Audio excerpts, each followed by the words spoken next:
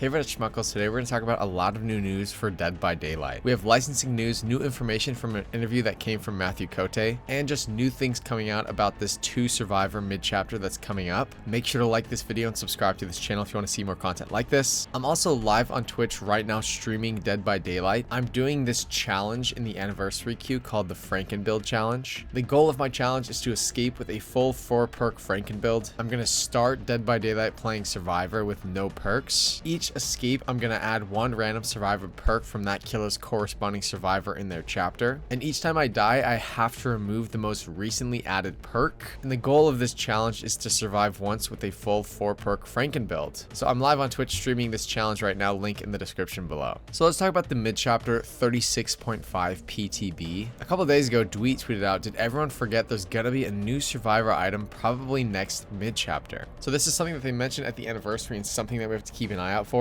The developers of DBD did say there is a new Survivor item coming. They also specified that it's going to be this summer and it hasn't come out yet, so it's probably going to come with this next mid-chapter. Gorgera also tweeted out, "I'm not sure how much validity there is to this, but Gorgera said Dead by Daylight is going to introduce map voting in the mid-chapter update alongside the 2 new survivors. Every player in the match will get to vote on 1 of 3 maps before the game starts. Map offerings will give the person who brought it an extra vote if that map appears." Dweet also said, "Following standard timing, the mid-chapter 36.5 PTB will be out next week. There will be 2 new licensed survivors, possibly a new survivor item, and various changes. A developer update might be out this Thursday or Friday. If the PTB is out next week, the full release of the 2 new licensed survivors will be on July 29th. So where do we begin with the new licensing news? Well, Jenna Davis, the actress who is the voice of Megan, actually talked about Dead by Daylight. Someone actually paid her through Cameo to specifically talk about DBD and say that she wanted to actually join Dead by Daylight. The voice of Megan, Jenna Davis, is down. What do you think, Blumhouse and Dead by Daylight? Can Megan come play with other killers? They tagged at Matthew Cote, Death Dorks, Eric Pope, and Jason Blum. And here's what Jenna Davis said on that Cameo. Hey, what's up? Oh my goodness.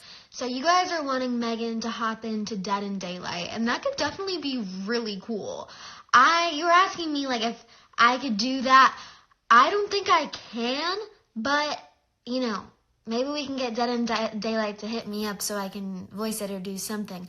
I'm not really sure how all that works. I think that's probably up to Blumhouse and Universal, but that would be really cool. I think integrating Megan into any universe is always super duper fun and exciting, and I'm very grateful for your guys' support. Let me know what you think of the second film, and it's nice to meet you guys. Do you want to hang out? So the fact that Jenna Davis is not really aware of a Megan chapter in DBD, probably Megan is not the November license. I don't think Megan was ever one of the frontrunners for that chapter, but this is definitely notable licensing news, and maybe it'll catch the attention of the Dead by Daylight developers, because typically they'll bring in the actor or actress from the movies to voice their own character as a DBD killer when they do that. In a previous video, we talked about some of the highlights from a dev Q&A in a FNAF Discord server, and Doctor Who for DBD posted the official summary for the Q&A from the DBD devs that was carried out the other day. This was from the FNAF Discord, and they were talking about FNAF and DBD and other related topics. So people documented the exact things the devs actually said, and I don't see this really written anywhere else, so we're going to quickly go over this. The interview started with some easier questions, such as personal favorite DBD characters of each member of the team. One member said Chucky, another said Nicolas Cage. There was a question about whether Glitch Trap was canonically the same as the version from Help Wanted, and it was clarified that he's not the original, but a created copy by the entity, a copy made flesh. When discussing skins for Springtrap, a blooded skin was mentioned, for example, but not confirmed. What was confirmed is that more skins are on the way, including one that seems to be Eric Pope's favorites. I tried pressing more on this, but didn't want to pry too hard. Not until the end anyway. Scott Cawthon was confirmed to be involved more than most people Behavior worked with, probably just in general with licensed chapters. They're saying that Scott was more involved than the average license holder is, from start to finish, personally approving every visual and writing decision. That includes details like Springtrap's missing torso color and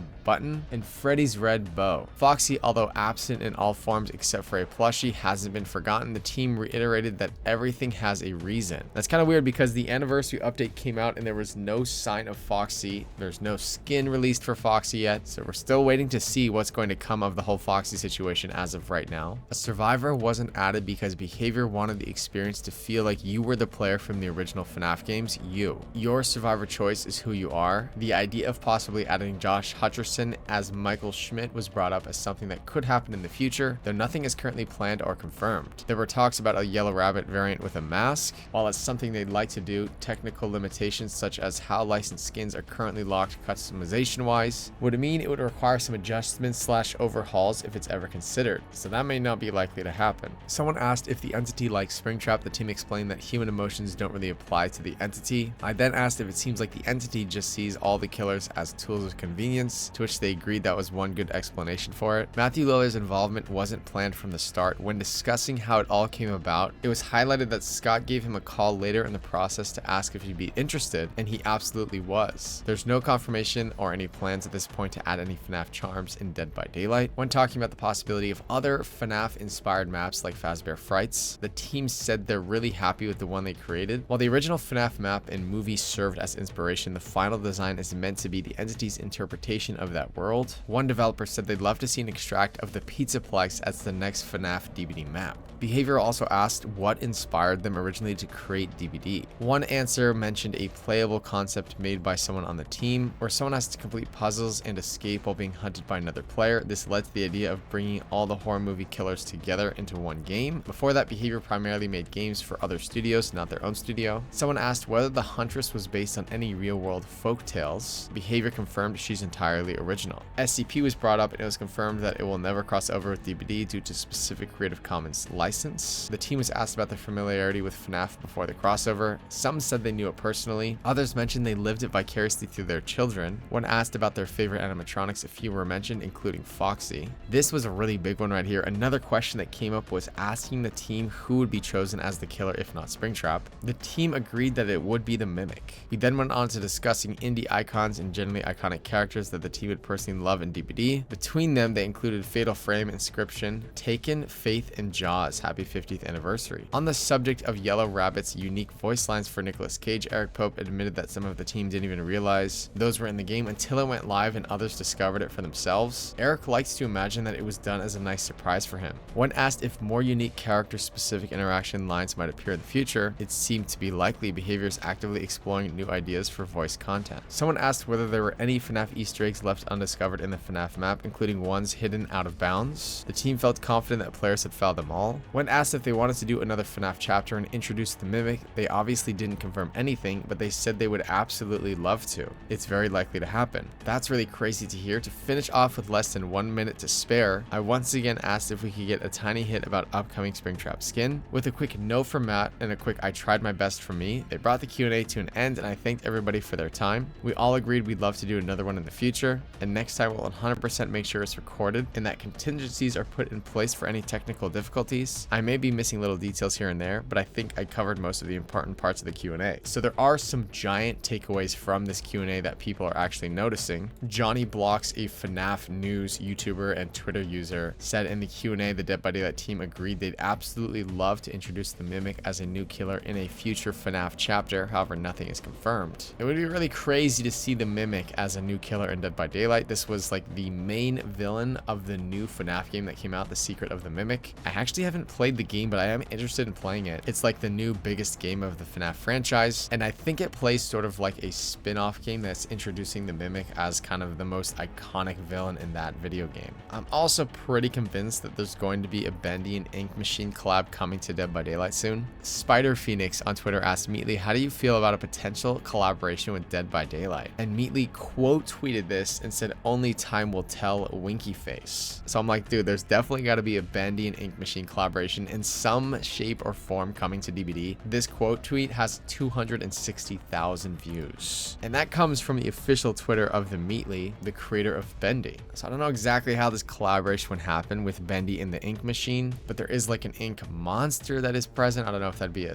creative skin on an existing killer in DBD. I'm not really sure, man, but it seems like there's some sort of collab coming with Bendy in the future. There's also this interesting post on Twitter from Death Dorks. This happened on June 19th, as you can see. controversy, and Neb posted this Predator video, and Death Dark said, bro, we need someone with a Mori like this, because what the hell am I looking at? And this post from Neb was Predator viciously killing someone from the Predator movie in 2018. Now, if Predator was the November license, would a developer from Dead by Daylight actually post this and call attention to this? I don't really think so. In fact, I think this would be a pretty good argument that Predator is not the November license. So it's definitely news that I wanted to post about and cover and share. There's also been news in the Friday the 13th franchise as well, posted by the official Jason Universe. Variety posted an article on June 26th saying the new Friday the 13th vignette, Sweet Revenge, set from filmmaker Mike P. Nelson, exclusive. So pretty much being produced by Horror Inc. is this new Jason Universe project. It's a short form vignette called Sweet Revenge, and it's set as the centerpiece of the franchise's bold 45th anniversary campaign. Horror Inc.'s Friday the 13th franchise as a whole is aiming to make a big resurgence tied to the original film's 45th anniversary,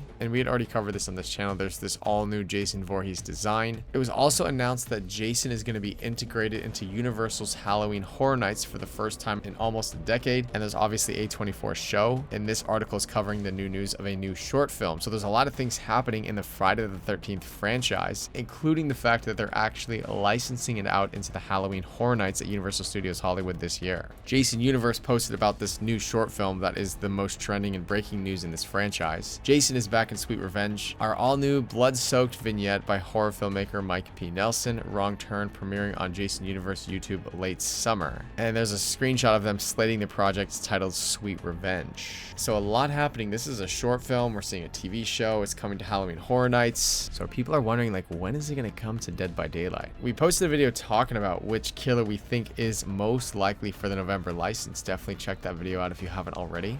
Debates a lot of the facts of the situation. Matthew Cote also recently did a new interview that I have not seen anybody talking about, and he kind of talked about how he said new killers need to change the way you play the game. One of the very critical things for us is that whenever we release, especially with new killers, they need to change the game.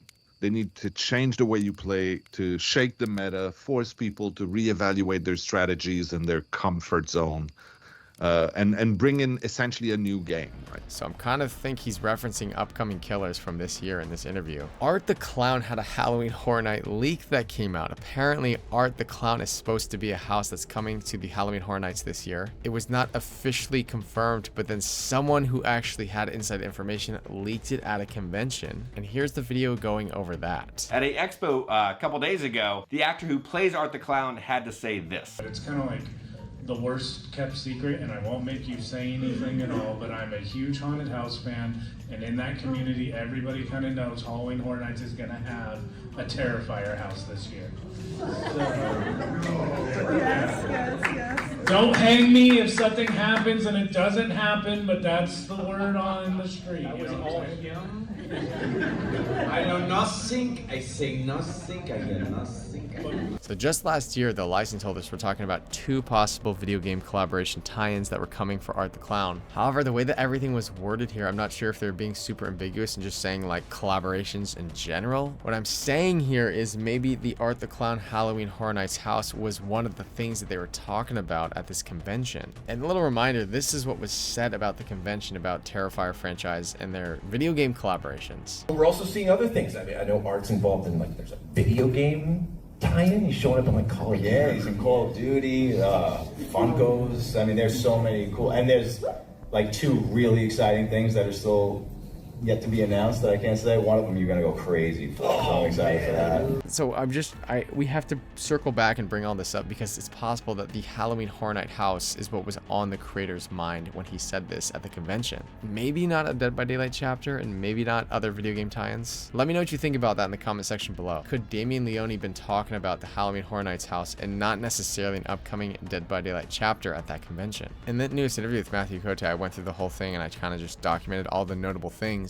He said to stay tuned and that there's more exciting things coming. The Witcher that we released just a little while ago, and the Five Nights at Freddy's have really shaken things up quite a lot. And like I said at the beginning, we constantly ask ourselves, how do we one-up that, right?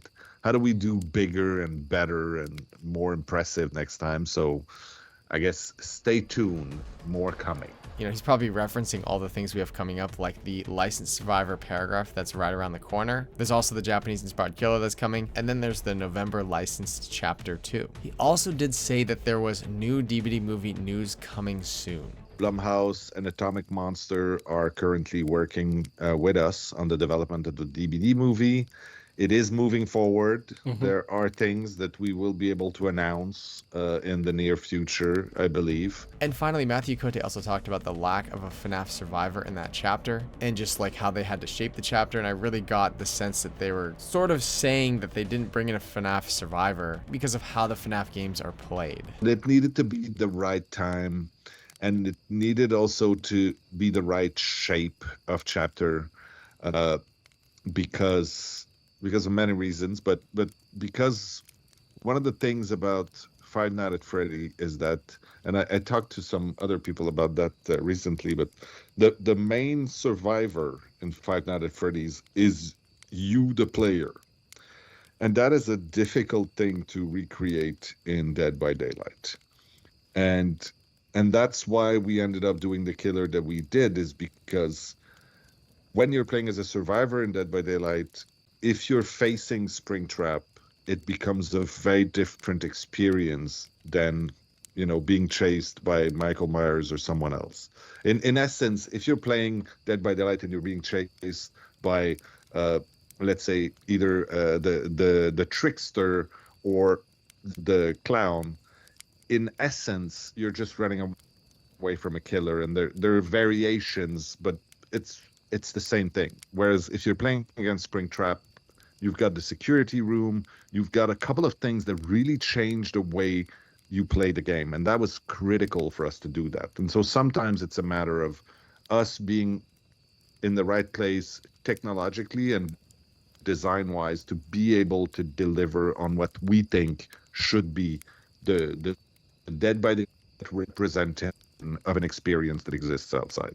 And to answer the other bit, we approached them. I'll leave a link to the full interview in the description below. That kind of does it for all the new news that we have for Dead by Daylight. Make sure to like this video and subscribe to this channel if you want to see more content like this. And a reminder, I'm also live on Twitch right now streaming that Frankenbuild challenge. The link to my Twitch is in the description below. That does it for this video. Goodbye.